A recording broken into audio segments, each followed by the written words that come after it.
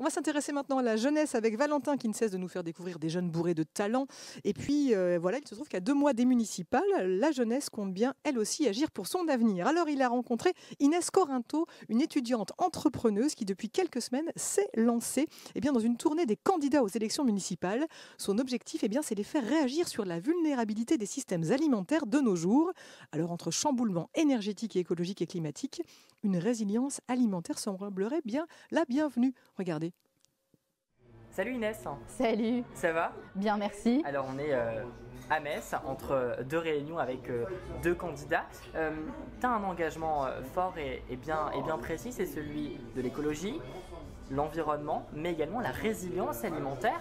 Alors, les deux engagements précédents, c'est un peu des sujets purement de société, mais l'alimentaire, on n'en entend pas beaucoup parler, mais c'est aussi important, non, de la résilience alimentaire? Alors, on en entend de plus en plus parler et en fait, c'est primordial puisque si on veut entreprendre un changement de notre société, il faut commencer par les besoins de base et c'est qu'est-ce qu'on va finalement mettre dans notre assiette demain. Quelles sont les mobilisations que tu entreprends sur le territoire pour faire parler justement de ces engagements? Les actions, elles prennent plusieurs formes. Par exemple, aujourd'hui, je suis allée à la rencontre de deux candidats aux élections, Thomas Scudéry pour la ville de Metz et Christophe Prévost pour la ville de Saint-Julien-les-Metz. Alors justement, quel est le rapport avec les élections qui se dérouleront dans 3 mois?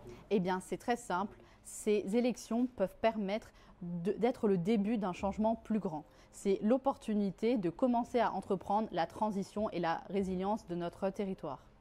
Avec ces candidats, tu leur expliques ton engagement, mais quels sont les points que vous détaillez ensemble? Alors justement, nous avons une démarche très concrète.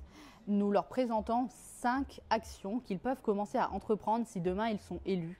Et ensuite, on peut leur en proposer d'autres. Mais si déjà ils mettent en place ces 5 actions, ce serait déjà formidable et cela assurerait la résilience alimentaire de leur future commune.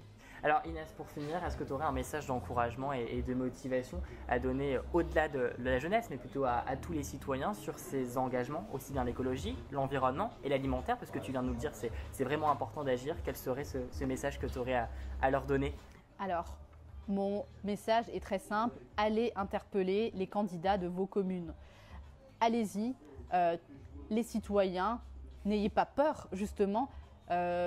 Le sujet est bien trop important pour se cacher derrière une timidité ou quoi que ce soit. Vous êtes en fait légitime et il en va de la sécurité nationale, il en va de l'avenir de notre quotidien et cela nous concerne tous. Alors soyez les acteurs de cette transition de notre société. Merci Inès et belle continuation pour la suite de tes projets et de ton engagement. Et Alicia, tu as donc bien compris, nous devons toutes et tous nous engager. À très vite, salut.